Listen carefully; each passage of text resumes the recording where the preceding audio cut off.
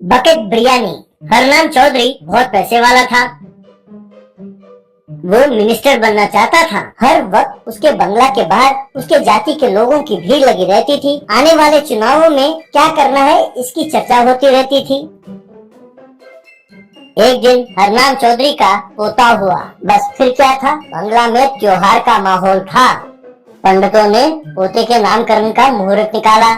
हरनाम चौधरी की पत्नी रुक्मिणी देवी बहुत हड़बड़ी करने लगी। सुनो जी, नामकरण वाले दिन सारे गांव को दावत के लिए न्योता देंगे और ऐसा दावत देंगे कि सब अपने दांतों तले उंगलियां चबा जाए। ये लीजिए उसके लिए लिस्ट। कहकर एक लंबे कागज पर एक लिस्ट बना कर दिया। उस लिस्ट को देखकर चौधरी, क्या अब दावत के लिए 56 भोग नहीं 112 किस्म के व्यंजन? अरे भगवान, इतने सारे व्यंजन इंसान ही नहीं बकासुर भी नहीं खा सकता। तब रुक्मिणी देवी, आप बिना बस, हाँ भाई मेरे पोते का नामकरण है, कम से कम इतने सारे व्यंजन ना हो तो हमारी इज्जत का क्या होगा? हाँ, वहीं खड़ा दीक्षित नाम का सेक्रेटरी, साहब मैडम जो कह रही है बिल्कुल सही कह रही है। सर हमारे रुतबे के लिए इतना तो कम से कम करना होगा ना। लेकिन पंडित जी ने जो मुहूर्त निकाला है उसमें बहुत कम समय बचा है और इतनी जल्दी इतने सारे व्यंजन बन नहीं सकते, ये मेरा ख्याल है। तब रुक्मिणी को गुस्सा आया। तो तुम क्या कहते हो कि ये सब रहने दें और मेरे पोते का नामकरण एकदम फीका पड़े, यही कहना चाहते हो तुम? तब दीक्षित अपने गाल पर थपथपाते हुए, नहीं मैडम, मेरे कहने का मतलब ये नहीं था। हमारे साहब में सीएम बनने के सारे गुण हैं, लेकिन वो उस तरह ठीक से ध्यान नहीं देते, इसलिए बन नहीं पा रहे। मुझे बस इसी बात का दुख है, इसलिए यूँ कुछ कह ही रहा था कि तभी चौधरी, ठीक है, बोलो क्या कहना चाहते हो?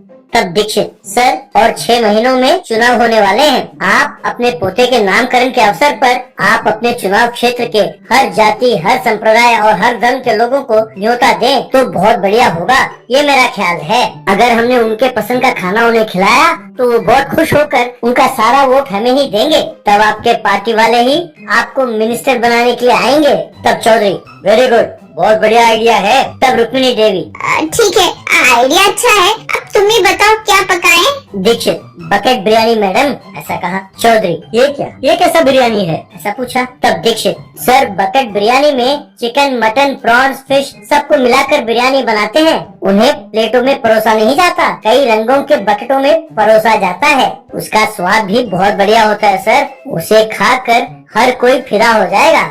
उसी गांव में परशुराम नाम का एक आदर्श युवक था जो एक एनजीओ चलाता था। उसके दोस्त और उसके हितैषी जो पैसे देते थे उससे वो एनजीओ चलाता था। हफ्ते में एक दिन वो गरीब लोगों के लिए सारे सब्जियों को मिलाकर एक बिरयानी बनाता और उनकी पोटलियां उनमें बांटता। एक दिन जब परशुराम खाने की पोटलियां बांट रहा था तब एक बूढ़ा गश खाकर नीचे गिरा और उसके सर पर चोट लगी। ये देखकर परशुराम, अरे ये क्या हो गया, कहकर उन्हें उठाया और ऑटो ऑटो कहकर आवाज देने लगा। तभी वहाँ एक स्कूटर आकर रुकी। स्कूटर चला रही लड़की, इस एरिया में ऑटो बहुत कम मिलते हैं, आप एक काम कीजिए, इन्हें पकड़कर आप पीछे बैठ जाइए, काफी खून बह रहा है, इन्हें तुरंत अस्पताल पहुंचाना होगा, ऐसा कहा।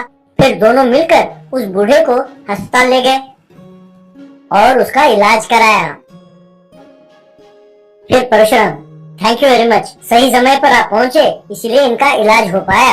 आपका नाम क्या है? तब वो लड़की, मेरा नाम वंदना है, मैं एक पत्रकार हूँ। आप जितना सामाजिक जिम्मेदारी निभाते हैं, एक पत्रकार होने के नाते मेरी भी उतनी ही जिम्मेदारी है। आप एक काम क्यों नहीं करते? मेरे पिताजी एक बैंक मैनेजर है, मैं उनसे कहकर आपको लोन दिलाती हूँ। आप एक ऑटो खरीद लीजिए और उसे एक एम्बुलेंस के रूप में इस्तेमाल कीजिए। बूढ़ों के लिए और विकलांगों के लिए आपकी सेवा बहुत काम आएगी।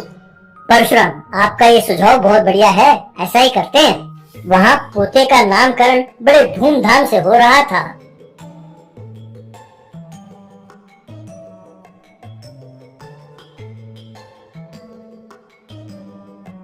उस इवेंट को कवर करने के लिए वंदना वहाँ पहुँची, वो हरनाम चौधरी से, सर 12 बज रहे हैं सर, लेकिन अब तक ना किसी जाति का नेता ना ही उसके अनुचर यहाँ कोई पहुँचा है। क्या आप बता सकते हैं ऐसा क्यों हो रहा है?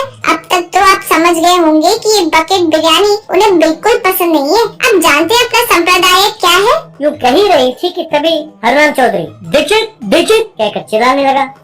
तब दीक्षित वहाँ चुपचाप पहुँचा और सर, मुझे अभी भी पता चला है कि हमने जिन नेताओं को बुलाया था वो सब चुपचाप दिल्ली पहुँच गए हैं और वहाँ अपने कुल के नेताओं से जा मिले हैं और उनसे पार्टी के इलेक्शंस के लिए टिकट मांग रहे हैं। सब अपना अपना उल्लू सीधा करने में लगे हैं सर। ये सुनकर रुक्मिणी देवी, अरे तुम्हारी बातों में आकर मैंने 1000 बकेट बिरयानी बनवाए हैं, अब इसे क्या करूं? अपना सर पीटूं?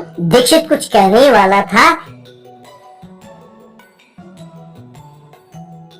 कि तभी परशुराम वहाँ पहुँचा और वंदना, भाई तुमने तो कहा था कि खाने की पोटलियाँ बांटने में आज तुम मेरी मदद करोगी। मैंने तुम्हारे दफ्तर फोन किया तो उन्होंने बताया कि तुम यहाँ हो। तब वंदना, परशुराम 1 मिनट, अब इंटरव्यू समाप्त नहीं हुआ। फिर हरनाम से, आप अपने पोते का नामकरण इस हद पर मना रहे हैं कि सब सोच रहे होंगे कि सब में जरूर आपका राजनीतिक फायदा है, तो इसके बारे में आप क्या कहना चाहते हैं? यूँ कहने लगी तब हरनाथ ने अपना छाती पकड़ा और सोफा पे जा गिरा। तब रुक्मिणी देवी तुरंत, जी ये क्या हो गया, ये क्या हो गया? कह के हिलाने लगी। तब परशुराम, मैडम आप इन्हें यूँ ना हिलाए, इन्हें तुरंत अस्पताल पहुँचाना होगा। तब रुक्मिणी, अरे ड्राइवर को बुलाओ, कहकर दीक्षित पर चिल्लाने लगी। तब दीक्षित, मैडम हमारे तीनों गाड़ियाँ काम से बाहर गई हैं। तब परशुराम, चिंता की कोई बात नहीं है, मेरा ऑटो एम्बुलेंस है यहाँ पर। कहकर उसने हरनाम को पकड़ा और उसे उठाया। बाद में अस्पताल में हरनाम, वाकई सही समय पर पहुंचकर तुमने मेरी जान बचाई है, मैं तुम्हारा ये एहसान कैसे चुकाऊं? तब वंदना, आपने जो 1000 बकेट बिरयानी बनाया है वो गरीबों में बांट दें और एहसान चुका दें।